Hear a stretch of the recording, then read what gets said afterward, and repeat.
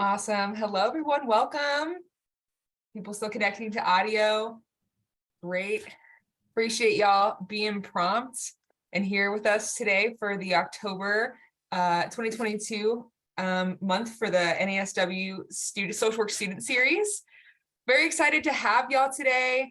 And we have a really great program prepared. Really, I'm just gonna jump into it, introduce myself, and lead y'all on a bit of a training and talk about student leadership and student organizing. And then we have an amazing panel lined up, and we'll make sure we have some room at the end for questions that y'all have.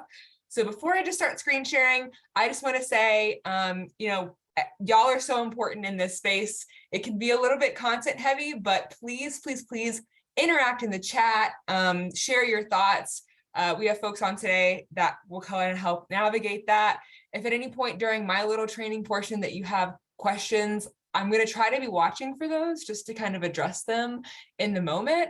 But I'm really excited for today, and I'm just going to go ahead and get started because we have an intro pre-planned. And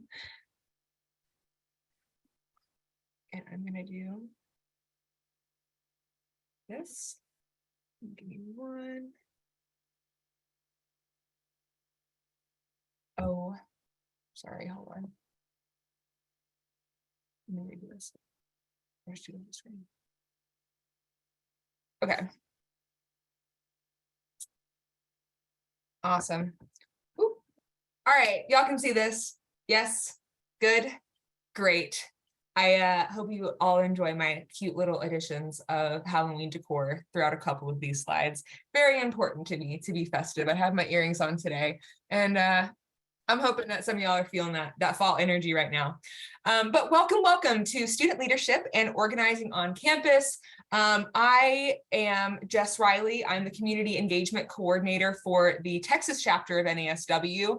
And I actually got this role through starting as a BSW intern. And during my BSW, I was so engaged and involved on campus, and now I'm in this role where I help social work students kind of organize, and I'm especially invested in like the efficiency and engagement of student organizations and social work student clubs especially. So that's kind of what this campus is centered around. We're going to talk about student leadership kind of generally, and like how to get more involved and where to look and who to ask and why it's important and all that great stuff. But if you're on here and you're an officer in your student organization, you're going to walk away with some tangible skills and things to consider whenever you are kind of helping establish your student organization or help it grow. So I'm really excited for this. We also have Kat on here today, who's our NASW intern. And they're going to be helping facilitate our panel, and we will make sure to introduce our panelists fully when we get to that portion. But make sure to stay on because there'll also be a great time for Q&A at the end, as I mentioned. So just introductions and icebreaker. I want to get to know y'all. So drop in the chat, name, pronouns. We want to help y'all network. So your LinkedIn or your social media, this is a great time to meet other student social workers, your college or university and your program level. And a little icebreaker. So what is your favorite Halloween or fall movie? Series also accepted, because I know we're going to have those questions.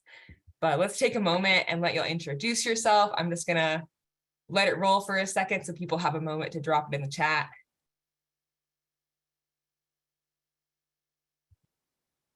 I almost played like spooky music as we were coming in, but I just kind of pumped the brakes a little bit. I feel like not everyone is as into it, but happy to claim October. Appreciate y'all introducing yourselves. And awesome. Yeah, Hocus Pocus, Practical Magic. Ooh, good ones in here. Love it, love it. Well, I'm probably going to keep pushing ahead, but I want to make sure that y'all are still doing this. Awesome. There's some good ones in here. I love it. Okay, great. Well, I'm going to let that roll. If anyone needs the prompt again, maybe we can have someone repeat it in the chat if we need to. Great. So I'm actually just going to jump right in because there's a lot to unpack today. So just to start off kind of unpacking student leadership, what does this mean, especially social work student leadership, because I think that it can look unique, especially related to our field. So why is leadership important? And we're just going to jump off here with some awesome evidence-informed takes to this. So social and professional development is really what we are aiming to do at the individual level. So if I'm here speaking to you as NASW and I'm trying to help you, a social work student, professionally develop, my recommendation is to get involved and do something that involves leadership.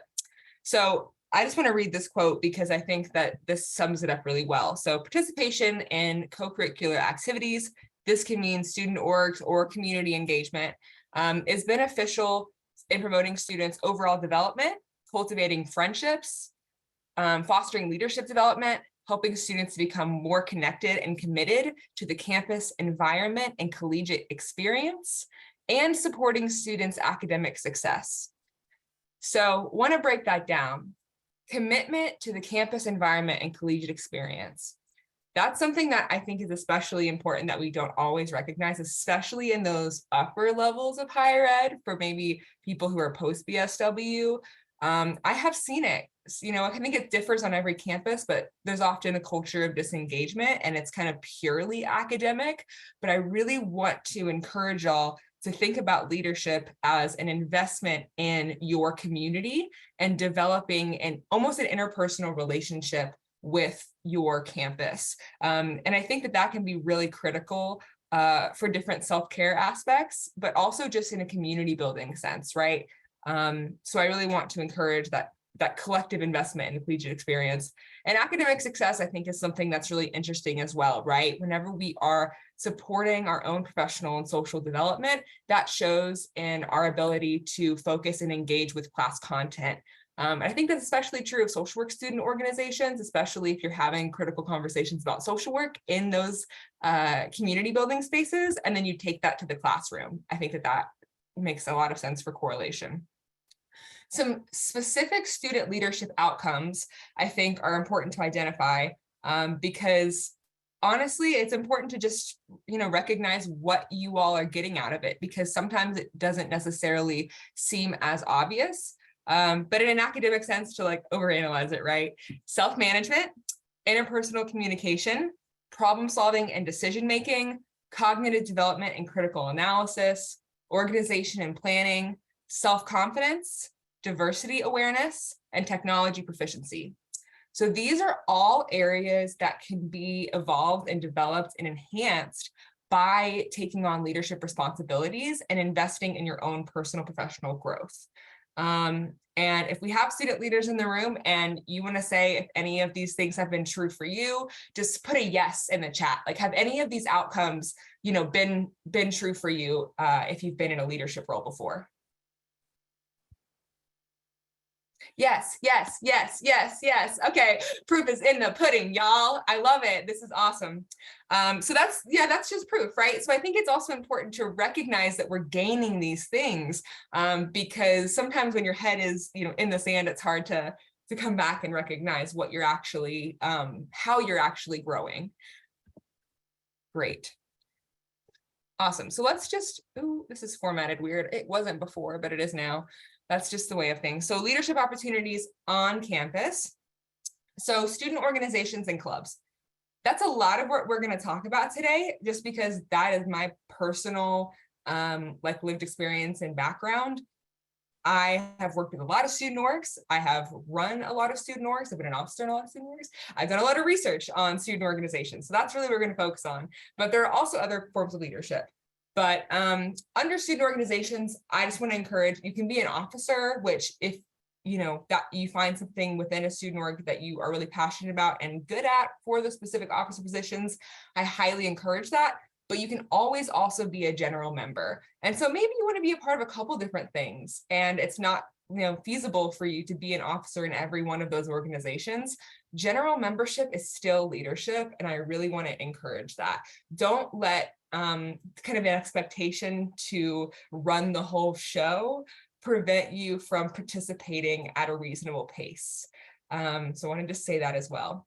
But this is also important in all program levels. I think often we think of student clubs as being, extremely, I guess, prevalent in the undergraduate experience.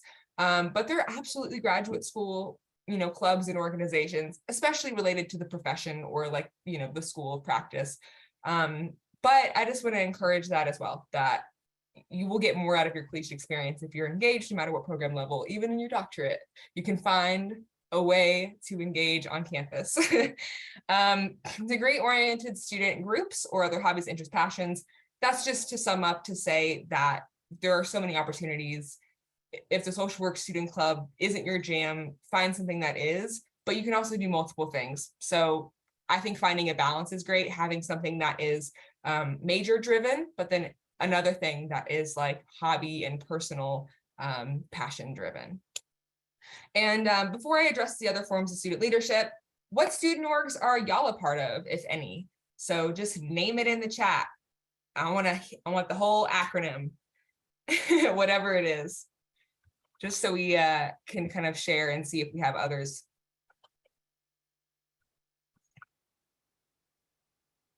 Awesome.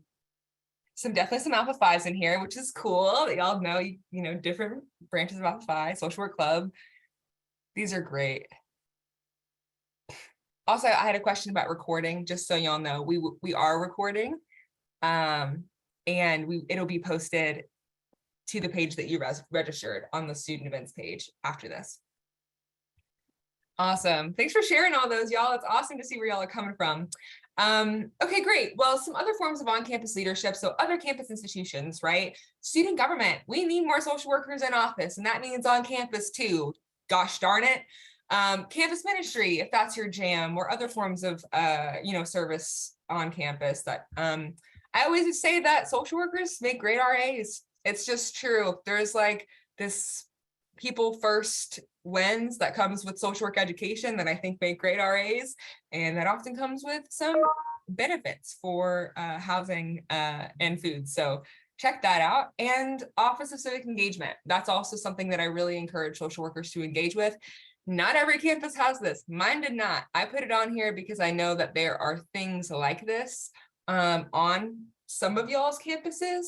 But if there isn't, that's also something to advocate for, an establishment of such. But I really feel that these are some other institutions which can be forms of leadership for on campus, easy to engage in, so many opportunities with all of these. The university boards and committees. So this is, I always say that student voices on the boring stuff, sometimes it's the most critical. But these are a couple of examples of like boards and committees that students have the power to be a part of. Sometimes it just takes learning about the process, because it can be hard to communicate all of the, I guess, curves of student leadership, but they're typically allotted a seat within all of these important decision-making bodies. So academic council, or academic affairs, sustainability committees, university planning committees, diversity, equity, inclusion committees. These are just a few examples, but there typically is a medium to long list of different university boards and committees that students are allotted seats on. And if anything, they need help recruiting for those. So that's just something to keep in mind, that there are leadership where you can literally influence the decisions that your university makes. So that's also something I really wanted to bring to y'all's attention. And every campus is different. I just want to emphasize before I move on. So I will be speaking very generally throughout this presentation about leadership, but there may be something extra on your campus or something missing on your campus. It's really just about asking people and intentionally trying to get involved and find what works for you. And volunteer opportunities in the community. So let's start off service and volunteerism. Leadership in the community. Let's start off service and volunteerism. So this can be nonprofit orgs, community groups, advocacy organizations, and service can look a lot of different ways. You can volunteer at local shelters, food banks, food pantries. You can do neighborhood environmental cleanup projects. social workers, I think, are especially equipped to kind of volunteer and help out in settings that maybe others aren't, such as clinics or recovery centers or crisis hotlines. Those are things that not every, average person or average student can kind of support. And so that's a form of leadership as well, services leadership. And also public service on city advisory boards. So just as I mentioned earlier about like students having the right to be a part of university decisions, you also have the right to be a part of those city decisions. And every city is different, and the amount of opportunities that are provided to students to participate in those advisory boards or commissions, it looks different. But I will say that I know in Texas specifically, there are different opportunities based on the city, right, of what you can do. And some cities provide more opportunities. But I would just say look into it, because I was consistently surprised by kind of the number of things that I could apply for at my city to be a part of as a student, thinking I needed to be older or have more credentials or anything like that. And that just wasn't true. So I encourage y'all to be political leaders as well as community kind of micro level leaders. Okay, let's talk about NASW as well. So NASW is also a way to be a leader in the community. And I just want to point out a couple of the more formal leadership opportunities that we have. So first off, with every chapter, there are 55 chapters across the nation, right? There are student representatives at the board level. So BSW and MSW students are both allotted one seat, and there's typically kind of a state-by-state process for how that works. So I would just say look into that nomination or election process if you're interested in being one of those representatives, but that's an amazing leadership opportunity. And I've worked with many student board reps over the past several years, and all of them are just phenomenal leaders and looking for something to develop their own skills and projects to be a part of. But that's a voting board seat, and you help make decisions on behalf of our state chapters. And that's for several of the chapters, several thousand people that you're helping to represent.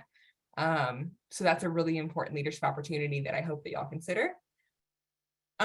Joining a state committee. So every state has a lot of various committees that you can be a part of. An example, I'm speaking from Texas, right? A couple of the ones that we have are like LGBTQ committee, Human Rights Committee, Women's Rights Committee, REAL, which is Race, Equity, Accountability, and Leadership. There are tons of other committees, just depending on what your chapter looks like. I'm sure the membership committee too. So I just want to encourage you that if you are a member of NASW, get in contact with folks at the state chapter and inquire about what committees need support, because it's likely that there is a committee that could really use your help and your participation and your voice, because student voices are really critical to the work that we do at the chapter level and the national level, obviously, as well. But just really want to encourage you that your connection to your state chapter is everything in terms of social work student leadership. And I would love for y'all to find opportunities there. Get involved locally. Some chapters rely more on those branches than others. For large states like Texas, we need branch engagement. So I would just say also ask about what is local, because there tends to be specific kind of local pockets of NASW in your city or in your region. And that can be a great way to build community and be a leader locally. The other, obviously, the last one of NASW engagement is just to show up for stuff. There are tons of leadership opportunities, right? These trainings, this specific webinar that happens every single month is leadership. It's leadership training, it's leadership development. And that's a form of leadership as well, which is participation. So trainings, conferences, webinars, advocacy days, your chapter does it in their own right. And so just encouraging all to find community there. If this is the only kind of space that you've been engaged, look to your state and see what's up. And the last one I want to emphasize is field practicum. So the reason I wanted to include this on this slide is just because I really would love for us as social work students or recent graduates or whatever to be able to really think about field practicum and our internship as a form of community leadership, because it is at the end of the day. And I know so many of us, are either completed or are doing our practicum in spaces that benefit the community at an individual level, at a meso level, or even at a macro level, participating in organizations and agencies that serve the people around us. So I really want us to be able to take ownership of that, because I don't think social workers give themselves enough credit for some of those things that are kind of pre-built into the program. But there is a difference between someone who goes in to their field practicum with the intention of building their leadership skills, and others who are just trying to get through it, right? And I think it helps to kind of frame it as leadership. So another aspect of this is the kind of the leadership development that comes with being supervised by a field instructor. So that's also a big part of why I feel that this is a leadership opportunity. Sorry.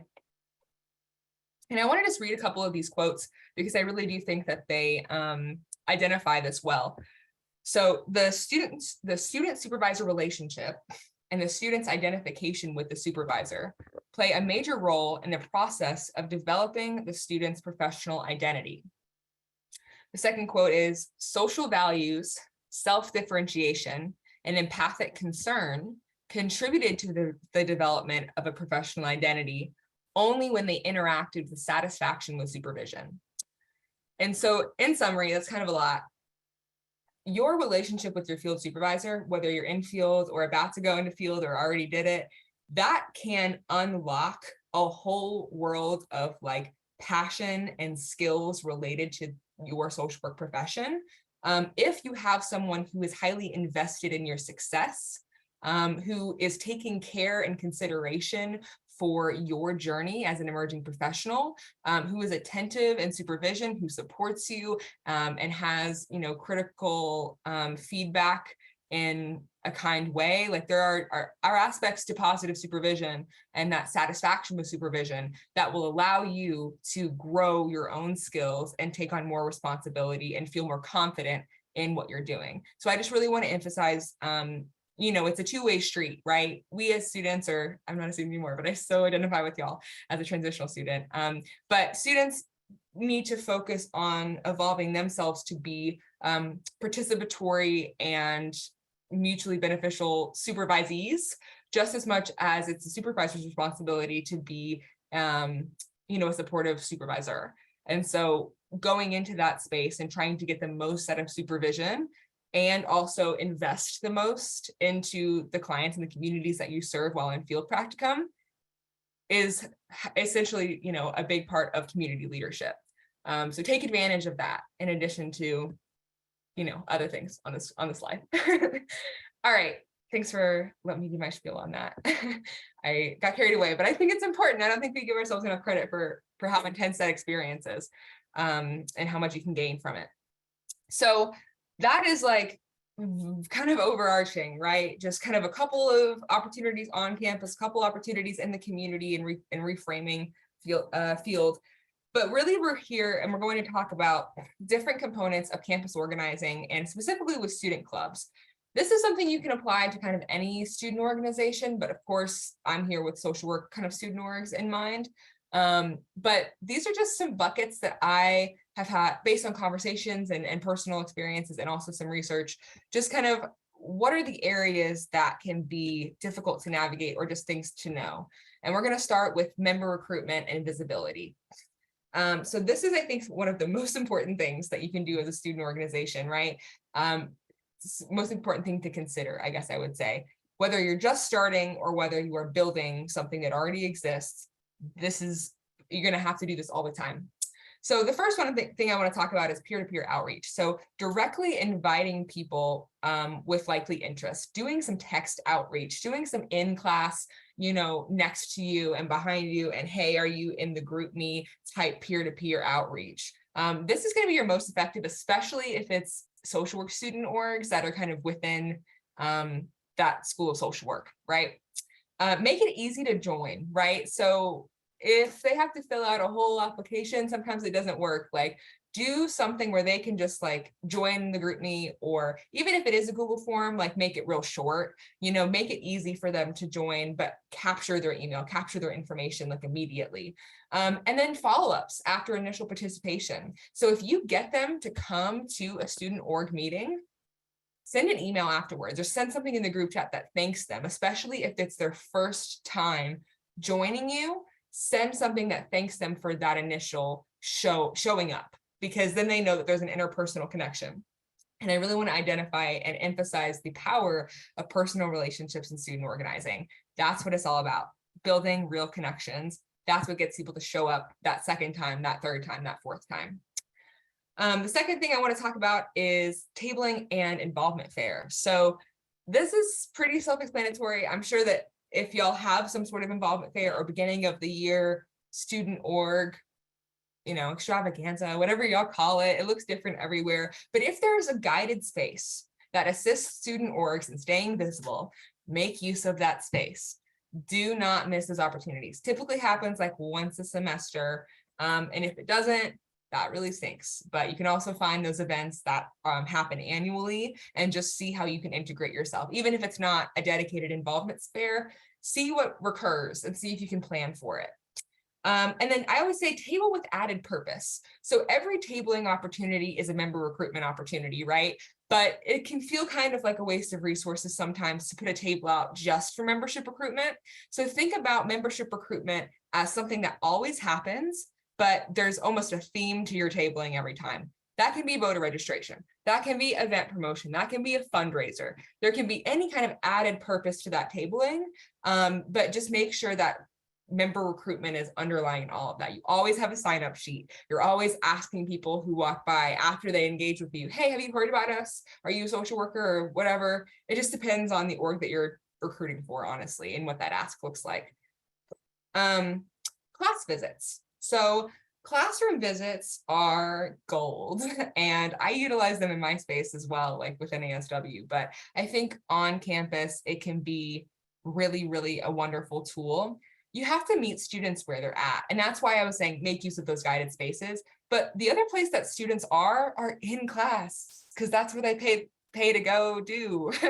They pay to go to class. So that's where they are. And really the class visit can be a 5-minute elevator pitch and a sign-up sheet.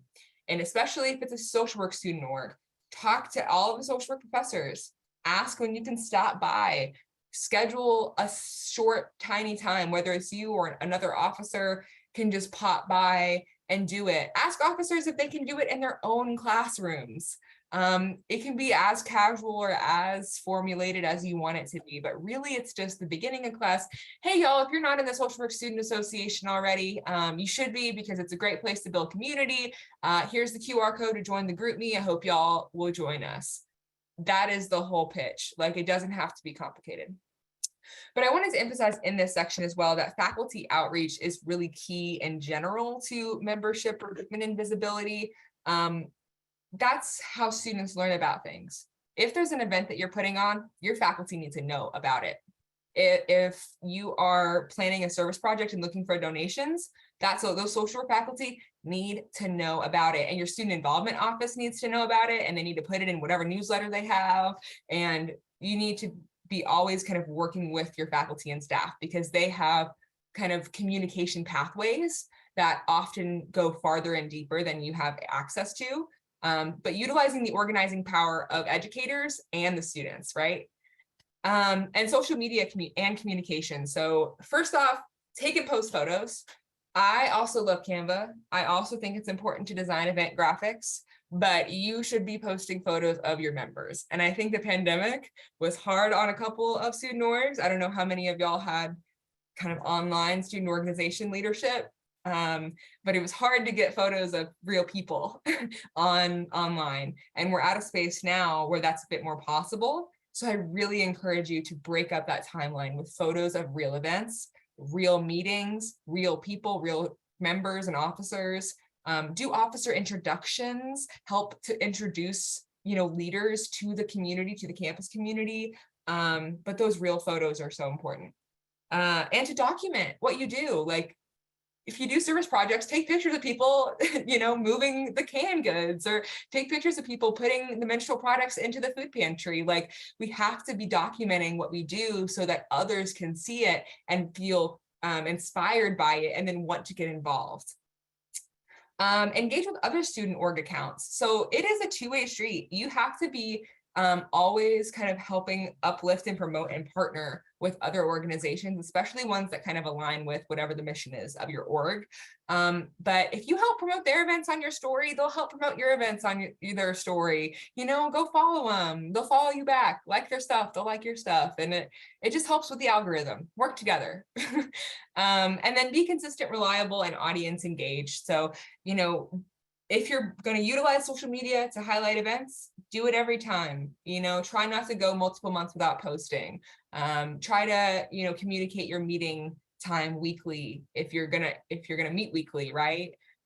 So just whatever consistent means for you. It's not really a frequency. It's more just, like I said, consistency and a reliable form of information. So make sure you post all the information in all the places. And audience engaged means what it sounds like, like do story takeovers, utilize polls, like be creative. This is obviously great if someone is a dedicated space for it already. If someone's an officer dedicated to media, that helps. Event planning and marketing. I have a 7-step process. I'm just going to run through it, and it's pretty general. So I hope this helps for anyone who's kind of struggled with these sort of tasks. And I haven't been checking the chat for questions at all. So I hope that I haven't missed anything, but I know we're kind of tight on time. So step 1, seek event or service project ideas from officers and general members. Decide collectively. This is important because you have to have collective buy-in to whatever the thing is going to be. And that helps to kind of identify people to help. Step 2, create an operations timeline. So venue reservation, materials approval, whatever you got to do for your university to get all the green check marks. Every university has different timelines and different requirements for different pieces of the event planning process. So I recommend just shorthand writing down all of those dates somewhere easily accessible and using that to plan every event. Create a promotion timeline. So social media and promotion and marketing is just as important as actually reserving the space, because you can put on an event that no one knows about and no one will show up. And if you promote an event that doesn't have a space, then you don't have anywhere to go. So they're equally important. And we need to think about kind of how long we're going to do this. I typically plan a 4-week promotion timeline. I plan it 4 weeks ahead of time because people put stuff on their calendar early and they need to be reminded of it up until the very last minute. Do not be scared to show people the same flyer multiple times in different formats over several weeks. That just means they're more likely to show up. Even if you feel annoying, it's an effective way of doing things. And times are busy. School is busy. People need to be reminded of stuff, and that's okay. But promotion can mean social media. It can mean the, physical printed flyers on the boards around campus. It can mean messages in your group chat. It can mean emails through newsletters. It can mean class announcements, like those class visits, and that's what you utilize that for. Step 4, list materials and associated budget. So making sure that you know what you need and how much it's going to cost, how you're going to get that money, planning all of that out. Step 5, delegate tasks specifically and clearly and set progress check-ins. I think the hardest part about student org management is checking in with each other and having clearly delegated tasks. If everyone knows exactly what they have to do, and we have an event on the calendar that says progress report, and we meet to talk about it, I think that is what I have seen to be the most effective system of getting people to do stuff. Because they have a deadline. You treat it like it's an assignment, and that just kind of helps everybody stay on track. Number 6, execute the event, have fun, collect sign-ins, because we want that name and that email to be added to whatever the list is, and their org affiliation, so whether or not they're already a part of that organization. If they're just attending your event and they're not a member of your organization, then that changes things for step 7. So follow-up emails with event evaluation. So cater your messaging. If they're already a member, you invite them to continue being engaged. If they're not a member, you invite them to join. And I always like to send a survey. I think evaluation is so important. We're social workers, y'all. If you put on a great event and you don't evaluate it, how do you know what you should change for next time? So always think about that. Event evaluation is so important, and it helps you kind of know, how to move forward. Hope that helps for folks who, there's lots of steps involved, but I think it helps to have it written down. Okay, fundraising and campus finances. So applying for campus funds. The primary one I wanted to emphasize is student government. So typically student government or student involvement will have student organization funds that you can apply for and receive. Looks different on every campus. This is a national event. None of this is going to be perfect for everyone, but I think generally this is true of most campuses, that there is some sort of pot of money that you can apply for as a student organization. Make sure you do that. Make sure you know what the rules are. Make sure you know how the process works, because if you aren't applying for those funds and they do exist, then you're missing out, and you could be utilizing them for all of the cool programming that you guys put on. Professional development dollars in hidden places. So again, looks different on every campus, but who to ask might be student involvement or student life, career and professional development, and your school of social work. So just ask around, see what there is. It varies from campus to campus, but if you need money for something specific, then these are good places to start. Fundraisers and partnerships. So meal share nights with local restaurants. This is a great way for everyone to raise money, and it's one of the easiest ways to do it because they usually just set it up. Bonus points if they accept campus tender, because that is awesome for students. Sell things, t-shirt swag, baked goods, raffle tickets, whatever. But you can add a table with a fundraising piece to any event that you put on.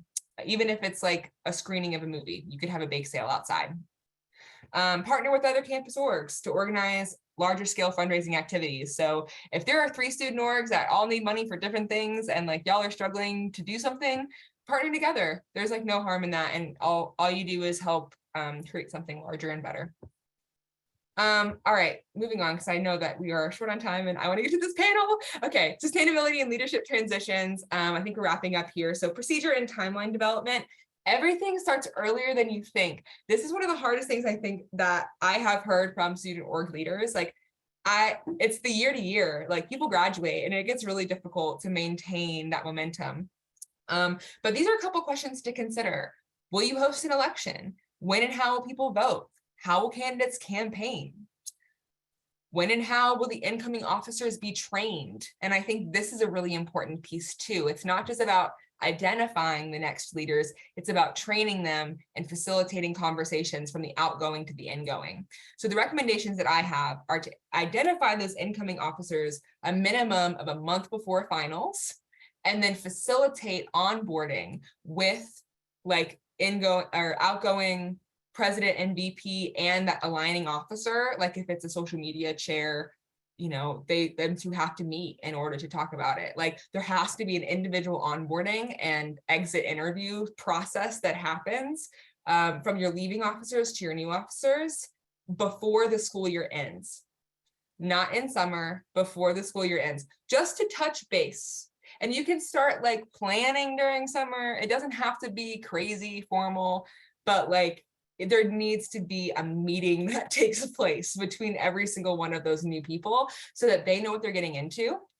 And like I said, you have to develop your own procedure, but I think it's really just about planning for it and starting early. Recruitment, direct peer-to-peer outreach. If you don't have anyone to be your president and you were the president and you're graduating, you need to start asking people to run. You need to start telling people that you need them to run and to start thinking about that early on, or just start encouraging them to participate more so that they feel more comfortable doing that. Have those conversations, identify the skills that they have, use your social work skills, do positive affirmations and like help them understand what they bring to the table, and that can help.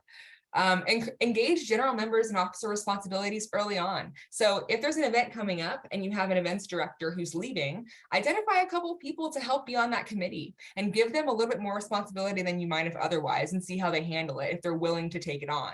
That can help them be more comfortable and invested in that process with that specific role. Discuss election and nomination procedure in advance, during meetings, via email, bring it up. All right, y'all, elections are in 2 months. It feels far away, but start thinking about it now. You know, just some of those kind of casual mentions early on. And then documentation. So transition binders and worksheets, they can be cheesy, but find templates online. Write down what events you did for that year. Write down what recruitment tactics you use. Write down anything that you feel would be helpful to transition from each officer. And then reviewing and revising position descriptions. Sometimes what you came in thinking you were going to do is not what you ended up doing. So let's just make sure we're annually thinking about that and improving what's written down so that others can utilize those documents moving forward. And, oh yeah, and the very last thing I wanted to mention is utilizing NASW to engage your members. So NASW, especially, this is like particular to social work student clubs, but we do things, y'all. We do things that are like free and open to everyone, such as this event. And something that y'all can do is just utilize the things that we're already doing for your own benefit. Like brand it however you need to, like help kind of fill the timeline and the newsletter and the, you know, the group me or whatever with cool social work events. Like that looks good for you. And it helps build your credibility as an organization, as student leaders, to help pass along these awesome events that are going on that are accessible virtually or sometimes in person if it's local. But just think about this event, right? Social work student engagement series. Think about annual state conferences and national conferences. There are always volunteer opportunities and y'all can organize to go do that together. Social work advocacy day, it's a state-by-state basis, but there's typically a big day where everyone, you know, goes to the Capitol Day, to advocate for social work oriented policy. And that's something that y'all can organize to do together. Like, again, pre-made opportunities that you can engage in, and that helps, you know, support and uplift your members. And then membership development and professional development. So membership is essentially a form of professional development. So these are a couple of things about membership that y'all can pass along to your members, just to make sure that they have those resources and that y'all can be advocates for that and for them. And we're going to transition to the panel now. So thank you so much, Kat. I'm going to let you take it away to introduce our panelists. Hello, everyone. Thank you so much, Jess. There were a couple of questions in the chat, which are in our document, if you want to look at those. The main one I can think of that I think would be really good for you to answer, if you don't mind just taking 1 second, Sure. is do you have recommendations for distance education folks? I know what you're talking about. Yeah, so I think that that's a really good point. So I would recommend, especially if you are a distance folk wanting to be involved in your social work student organization, to reach out to the leaders of that organization on campus in person and ask them if they would be willing to host meetings on Zoom. Like, ask them about hybrid options. Ask them if you can set up a laptop if they meet in person, but ask them, inquire, hi, I'm a distance student, but I would love to be more involved on campus and more involved in the social work student club. How can we make that happen? And I bet you anything that there will be a creative solution. I really think that this environment allows us to do those things. And I think sparking a conversation and saying, let's figure it out, usually they'll accommodate, right? And so I think there will be hybrid options that come out of that. Also talk to your professors. They may have great ideas. Yeah, thank you for that. I will say that my social work organization, 2 of our officers are in our online cohort, and we've continued to do Zoom meetings since the pandemic started. So check in with folks. There could be opportunities. Okay, so I want to introduce the panelists. Our first person I'm gonna introduce is Vimmi Surti. Vimmi has a BA in English from the University at Albany, SUNY, a Bachelor of Laws from Gujarat University in India, and an MSW from Rutgers School of Social Work. She's played an active part in in student organizations during her academic years. And outside of school, she volunteers her time to several organizations. She's passionate about helping those who are vulnerable, marginalized, underreported, and underrepresented. She enjoys working in the area of law and social work combined together. Mandi Caroll is an undergraduate social work student at Minot State University with an expected graduation date of May 2023.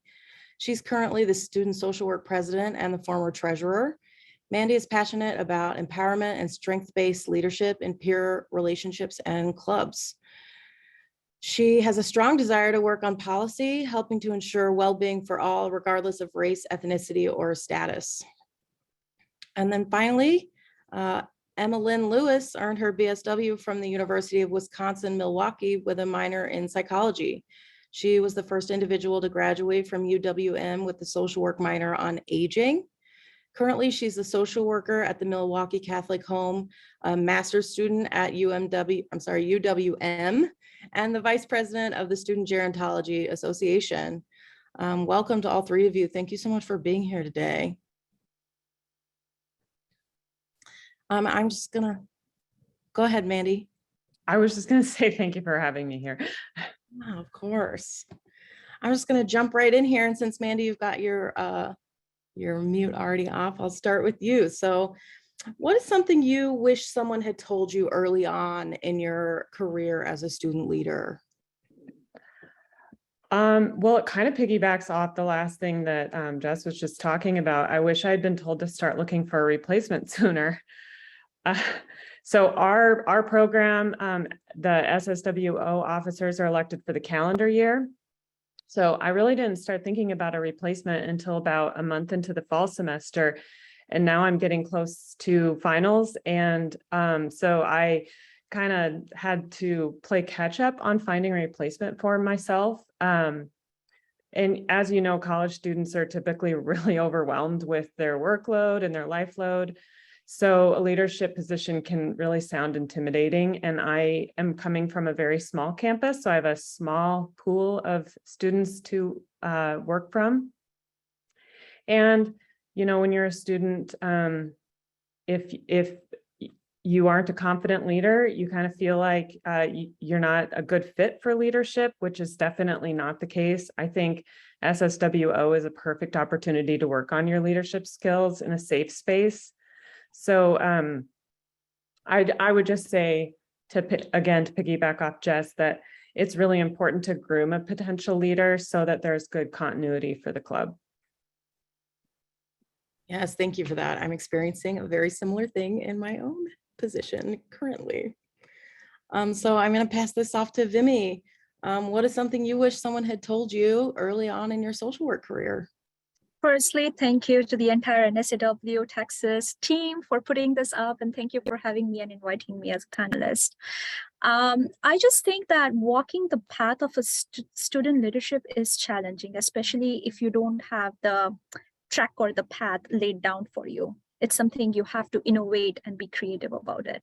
For me, the challenge was public speaking, because English is my second language. I'm originally a South Asian native.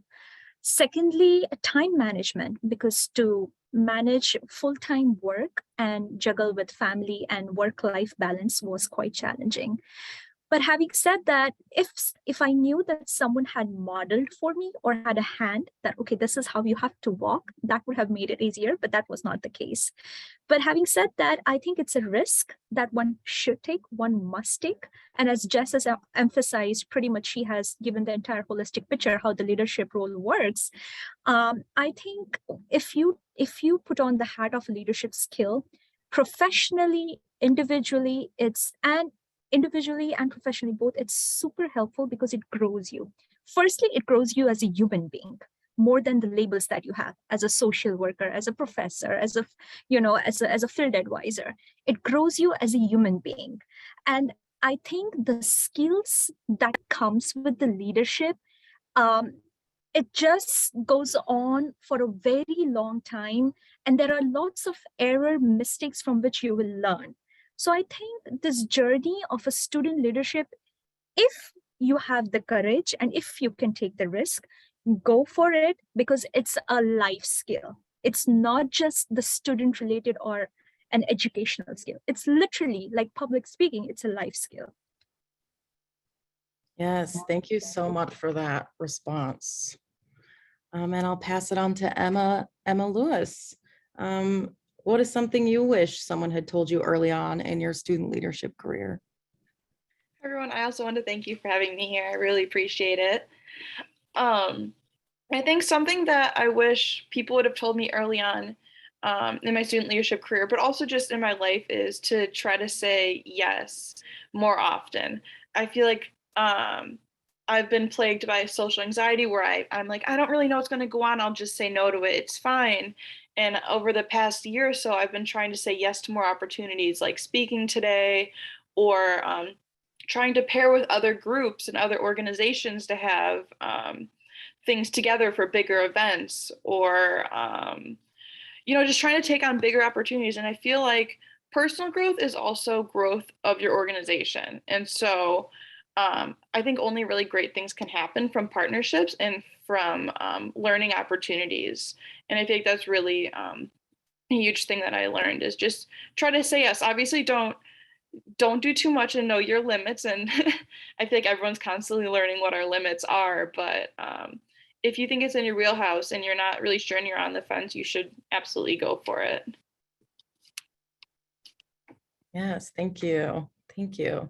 Okay, so our next question kind of speaks to a little bit of what you all have been talking about the building of skills and the importance of being a student leader and developing those skills that you'll use for the rest of your life. And that question, I'm going to pass that off to Mandi Caroll.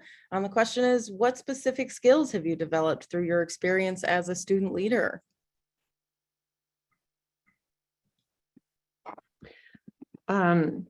Yeah, so I think that my biggest skill that I have grown since being a social work student is growing my empowerment skills. And that's something that I've really learned from my social work education. So I'm an older student, and I knew when I took on the position of being the president of SSWO that it would be easy for me to be the, mom of the group and sort of lead every project. And in fact, the prior president had done things that way. So I just really made it a point to make sure that I've given ample opportunities for others to lead. And like Jess had mentioned, I've specifically asked hesitant leaders to chair or co-chair a function and assured them that I will be there to help and assist.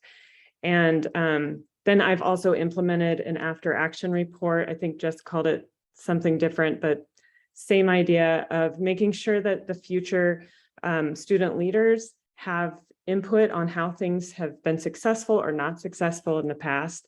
So this has really been effective for getting more club involvement, just allowing other people to be pushed to be leaders themselves.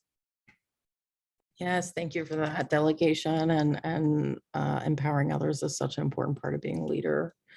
So Vimmi, how about you? What specific skills have you developed through your experience as a student leader?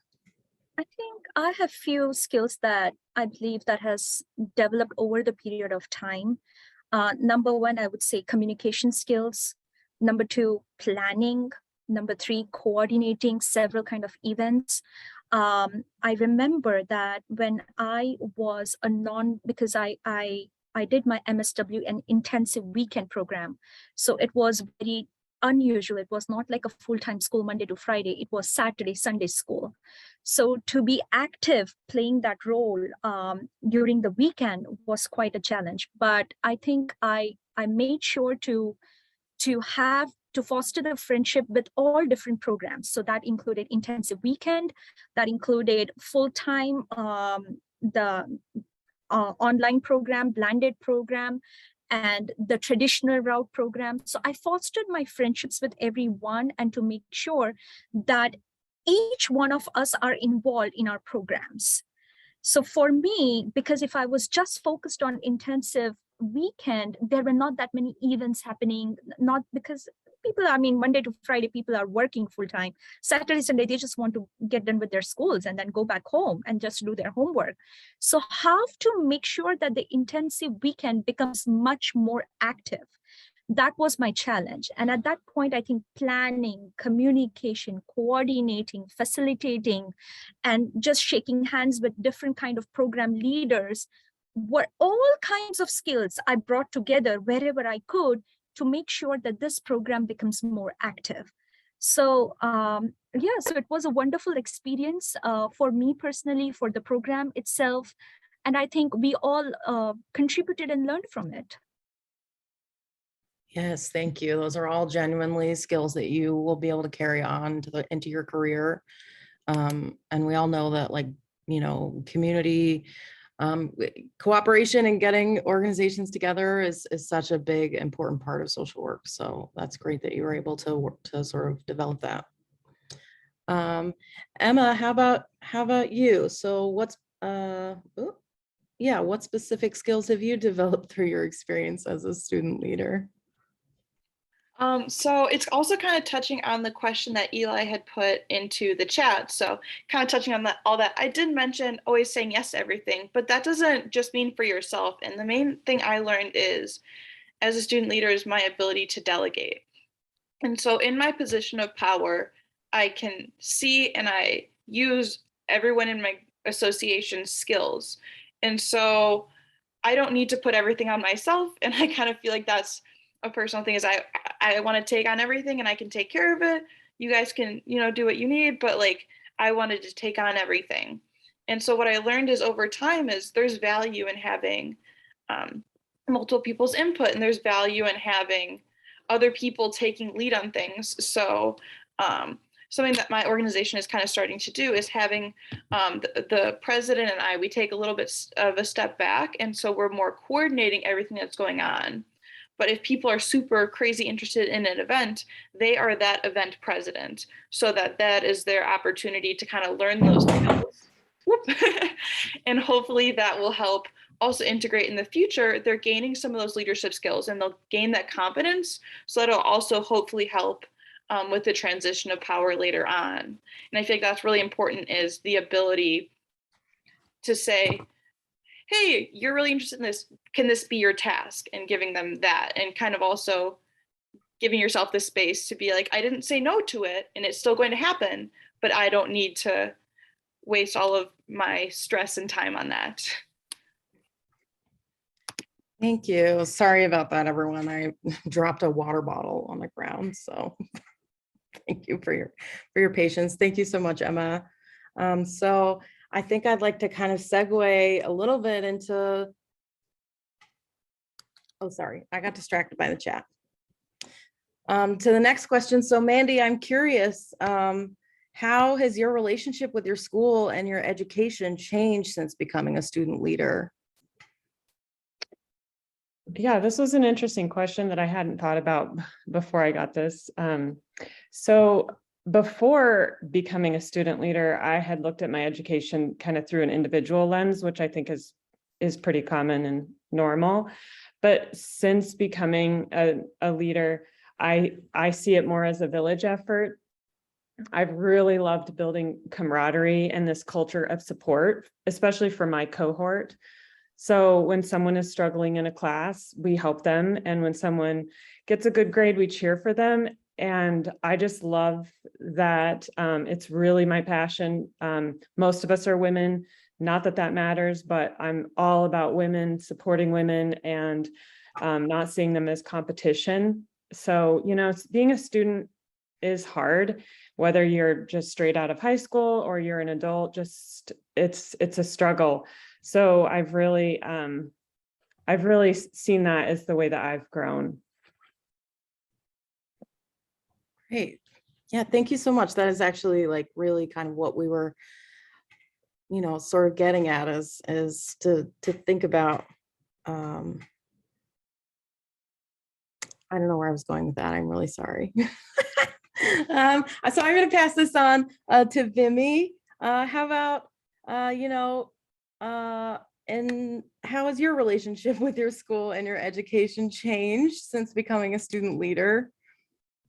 Yes, it did change drastically. I think number one, because I was a minority in the social work program. In my cohort, I was the only South Asian native, an immigrant. So for me, when I started the program, it was just like any other, that okay, what the homework looks like and what the curriculum looks like.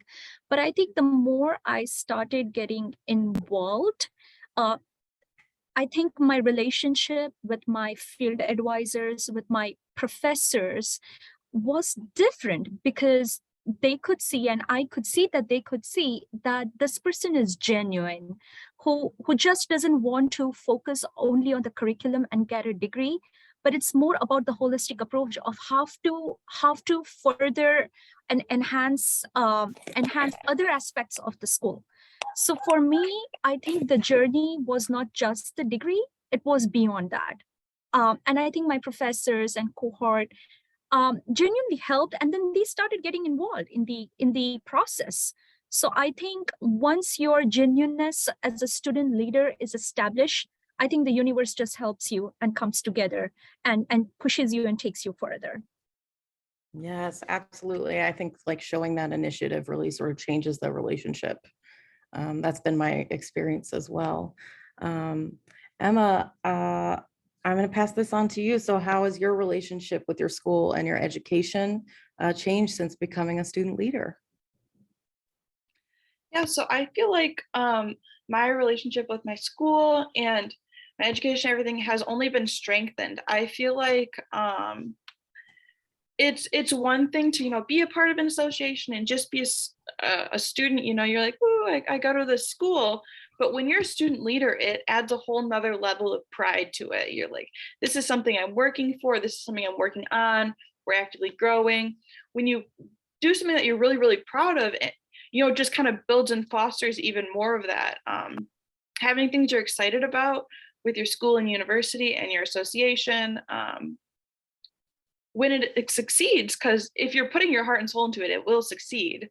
It only furthers the idea that you're very proud of this and you want to keep working towards it. And I feel like that when you're putting your all into everything and it's your pride and your joy, only good things can really come from it.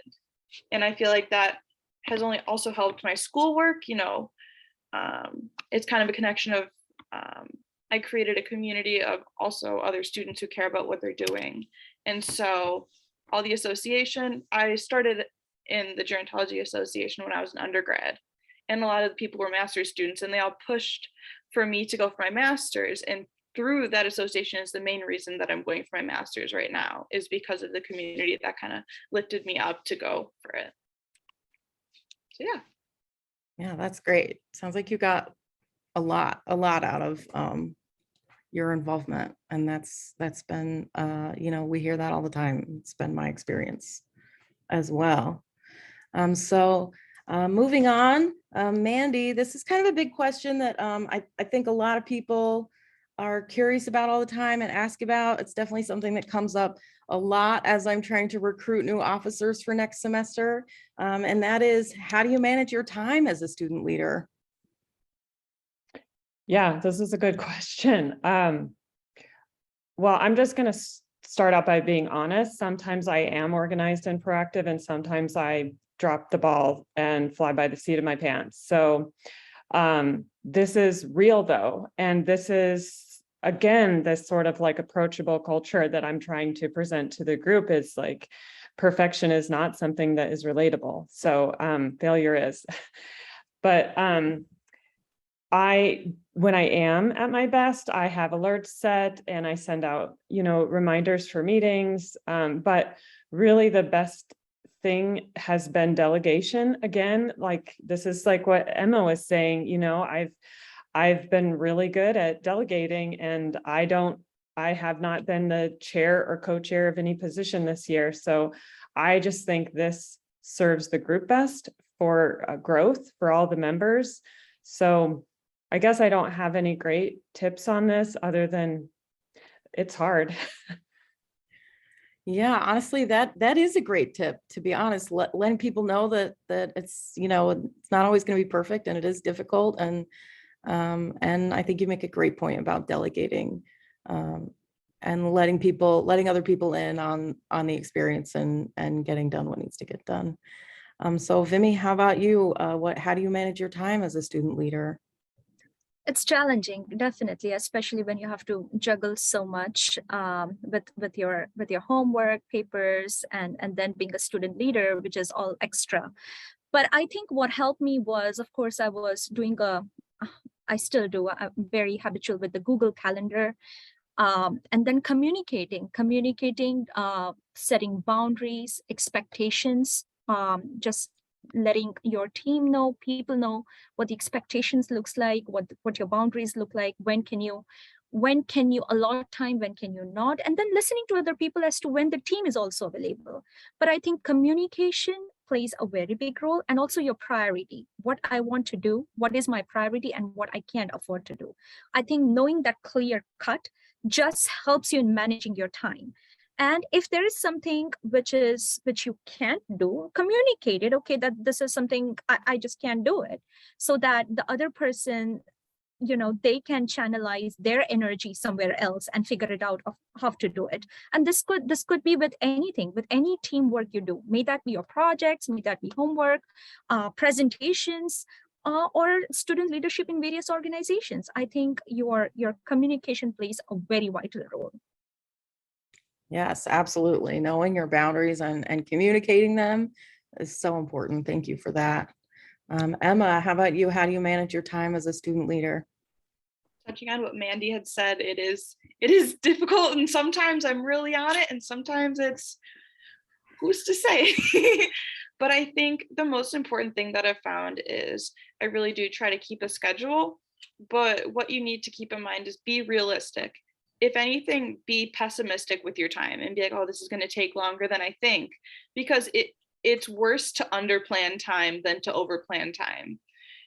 Because I've been many days where I'm like, oh, this paper is going to take half an hour to write and we'll be good, and then I can do the rest of my homework.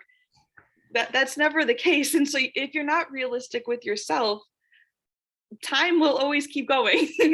So that's my best advice, is just know yourself, and also know when you need a break, because there's a level where your productivity will drop off. You need to take a break, you need to have self-care. And I know that's kind of a buzzword that everyone's throwing around nowadays, but it's really true. And knowing yourself and knowing what you need to kind of decompress from all the things that you have going on, so that you can get your productivity back to where it needs to be. Yes, absolutely. Thank you for that. So I think this idea of expectation, setting your own expectations and communicating them to others really sort of carries into this next question in a good way. So thank you for that. Mandi, I'm curious, is being a student leader what you expected it to be, and why not? I'm not, I think it's been better than what I expected it to be. It's been more rewarding for me. When I took our club over, I took over a pretty toxic club. So the student population had looked at our club kind of in a negative light because of the former president. And so I made some immediate changes to warm up the environment and make it a safe space, from the very first meeting. So it's been really rewarding for me to see people committed to the club, boosting one another up, seeing the best in their peers. It's just been like a 180. And I've made sure that I'm never a safe space to gossip about another member. And I think that strength-based approach has worked really well for our club. And then it has shown us that that same approach can be carried out into our careers. And I know that some of my fellow group members are going to apply that same leadership technique as they're leading groups in the future. And that just makes me super proud to feel like I've had some positive impact in that way.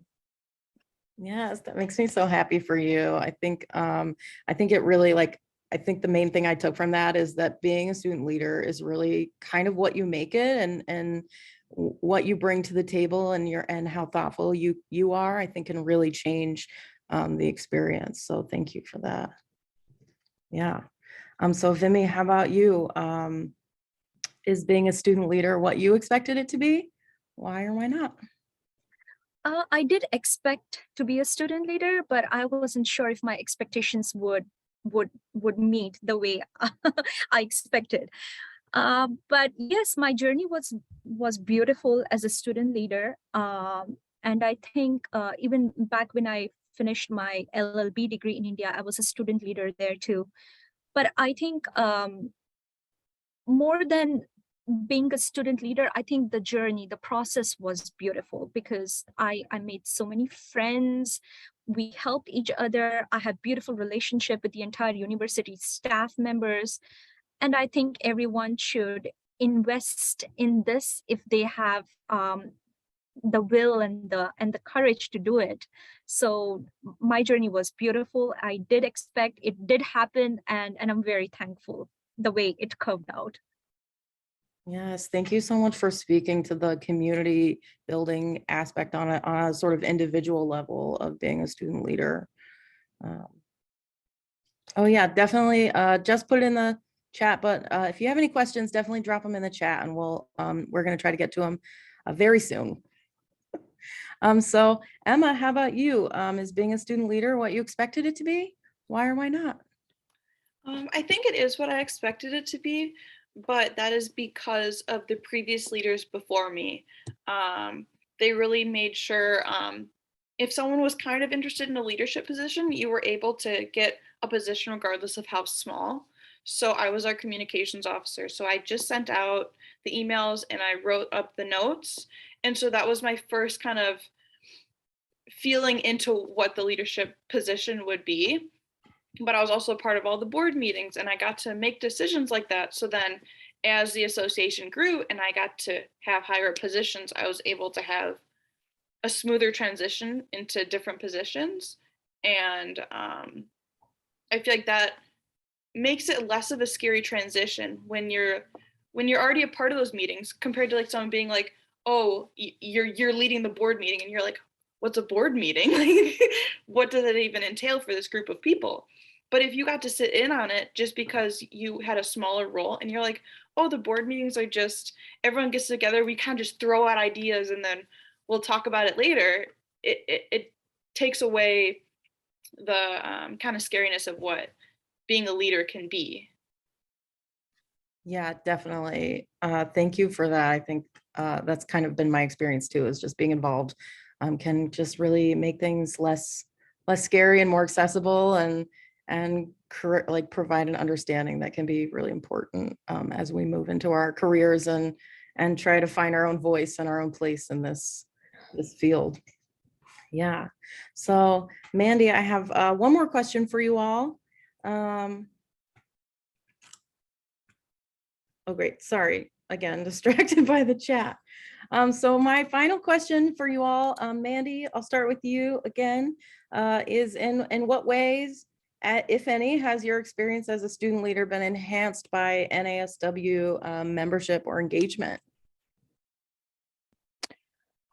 I love NASW. So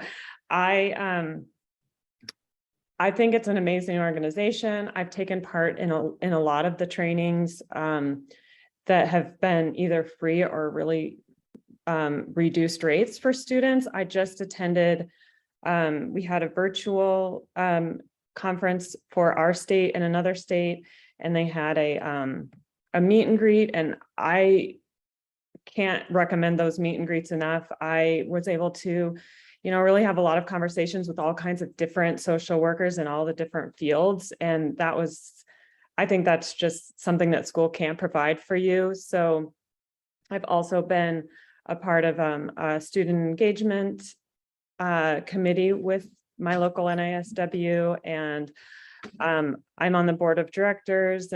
And so all of that stuff has just really helped prepare me for what this will be when I actually get to go to work as a social worker. Yes, thank you so much. I didn't know you were so involved in NASW. That's awesome. Looks like Jess didn't either. Yeah, I'm all about NASW. I think everyone should have to be a member of NASW. Yes, thank you for that. Vimmi, how about you? In what ways, if any, has your experience as a student leader been enhanced by NASW membership or engagement? Yeah, so I have been a member of NASW right from the beginning of school. As soon as I I started my school, at that point, I had heard about NASW during the orientation. And right from day one, I had enrolled myself. And I'm a very strong, committed volunteer. I'm also one of the co-chairs for NASW in Middlesex County in New Jersey. I just think being a member of NASW is very helpful for many reasons. So reason number one, you get to interact and be a participant in a lot of greet and meet in a lot of different networking events. Secondly, if you are either on the MAP route, macro or clinical route, eventually, if you have the thoughts of becoming a licensed clinical social worker, I just think networking and getting the insights of those professionals who already have established practices, just having that kind of a connection with them is very, very helpful, because they give you the glance as to what kind of that professional journey looks like. So I think also the CEUs and all of that comes along in your career, it just helps you a lot, gives you a lot of different dimensions of social work. For instance, when I started, I was just under the impression that social work, I knew about the law because I was passionate about law. So I knew about the court and the social work. I did not know much about the hospital social work, school social work. So there are so many aspects that you learn in school, but with NASW, you get a much more larger spectrum of audience. In your school, you're connected with your cohort or maybe student leadership and the organizations. Then you graduate. NASW opens up to the professional world. It also opens up to the bachelor's, master's, and then the professional world. So you get a wide spectrum. Moreover, then participating in different conferences that NASW offers, I think it's a complete different boost to your confidence and self-esteem on a whole different level, while you are in a school versus you get out and then be a participant in NASW. So I think those are two different, but it's very interrelated. Therefore, I definitely strongly suggest to be a part of NASW. Yes, thank you for that. It really is just a vast sort of resource of perspectives and, both tangible and intangible resources out there. So thank you for sharing that. I really appreciate it. Emma, how about you? In what ways, if any, has your experience as a student leader been enhanced by NASW membership or engagement? I'm going to be honest, I haven't been engaged with NASW for that long, but I feel like at my university, they don't talk about it too much. It's just kind of like the code of ethics, and that's just all that's going on kind of thing. So I feel like just in general, I feel like I'm going to start pushing more engagement, especially because we just got our social work association back together because they kind of lost membership during COVID and everything, and now they're back together. I think kind of pushing that and getting more membership would be great. So yeah. Yeah, fantastic. And sort of get you connected with all the resources that NASW has to offer, and a little more connected with Jess Riley here. I'm sure she would love to come and speak to you all. Here I am volunteering you for more work. You're welcome. Thank you so much for that. So that's all the panel questions we have for right now. So I'd love to move into the questions from the chat. We've been collecting them from the beginning. So if you've been here a while and your question wasn't answered, now's the time. So one of them has already been answered. Thank you, Jess, for that. And then we have one question that is, kind of speaks to the question of like time management and boundaries, some things that we've kind of already been talking about. But I think this specificity of this question is valuable. So this person asked, how much participation / involvement is too much? Is there a point where you're spread too thin? And it's kind of a multi-tiered question. Oh, I see. Thank you. Thank you, Jess. Okay, so we're going to keep this one short and then we'll move on to the next part of the question afterwards. So Mandy, I'm going to ask you how much participation and involvement is too much? Is there a point where you're spread too thin? Absolutely. And you usually don't know until you are spread too thin. So what I say is that the good thing about, I think, the social work club in particular is that our projects are usually compartmentalized into small capsules. So you can complete that project and then just kind of take a break and volunteer, yes, to be involved with the projects, but not on the leadership team of them, so that it's easy if you need to take a step back. It's just like the therapist says, you got to have your glass balls and your rubber balls. So ultimately you have to decide every day what your glass ball is and not let that drop. And sometimes, you're going to find that you drop some rubber balls. I love that. I have not heard that phrase used before, and it might be my new favorite. So thank you for that. I appreciate that. I'll thank my therapist for you. Thank you. Thank you. Pass it on. Vimmi, how about you? How much, is there a point where you're spread too thin? And I might add, like, how do you know where that point is? I think you would just know it. I think the more you start getting involved, you just know the energy and the vibes, where you fit in, where you don't fit in, what you can do, what you can't do, how much you want to give, how much you don't want to give.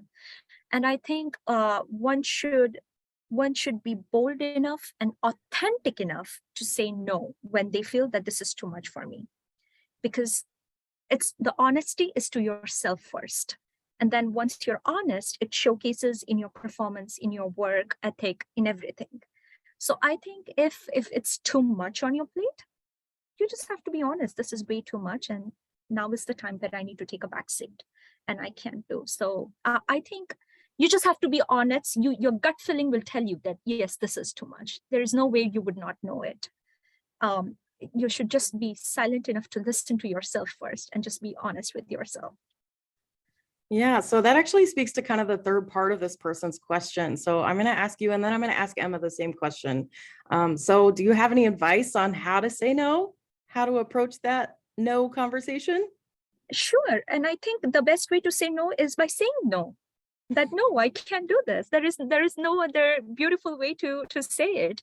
And I think one can be polite, honest, and just say no, that no, probably this is not the right time, or this is not something I'm interested in. And I think once you start saying no, in fact, you get more opportunities, because now your no is taken as something who is drawing a boundary where they don't want this to be surpassed in any way. So in my experience, the more no I have said, the more I have received. And the more I have received, I actually fit into those things, because I've said so many no's where I know that this is not for me.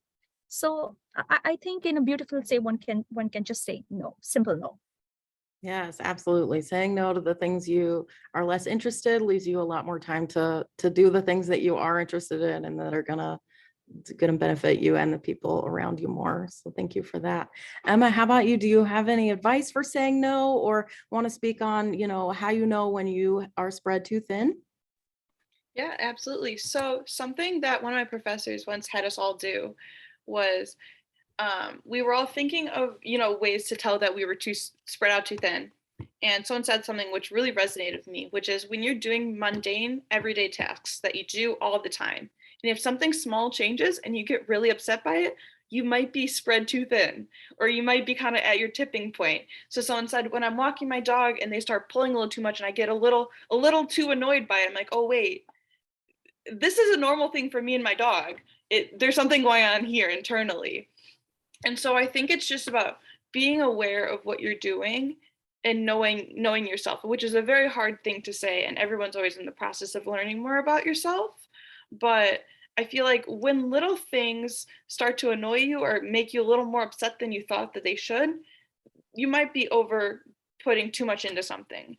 And so something about saying no, I think is really important, which is just kind of like a psychological thing. But I feel like people have the fear of saying no, because if I say no, who's going to do it? But if it's not really your calling and you're not feeling it, you might say no so that someone who this is their calling, this is their opportunity, that they have the opportunity to say yes to it. If you're only going to give half of your heart to it, someone might be fully invested in it and it would give them the opportunity. So that might be kind of a mental thing, because I know that person had mentioned fear of missing out. But it might be someone else's opportunity for something that they're really interested in. And it might give you more opportunities, like Vimmi had said, like, you're going to receive more when you say no. Yes, absolutely. The first part of what you were saying really just the word mindfulness came to mind, and just being aware of yourself and how you're feeling and where those feelings might be coming from. And it's just really important. So thank you for that. And on a similar note, I kind of want to I would love to ask Mandi, other than saying no, because we've covered that, how do you cope with burnout as a student leader? Wow, that's a good question. I have really been working on coping skills because I felt like people say that to you, especially in this field, and they don't tell you what that looks like, how long a coping skill is supposed to last, what it's supposed to look like. So I've been really intentional about figuring out what is an actual coping skill and which ones have I been using that aren't working.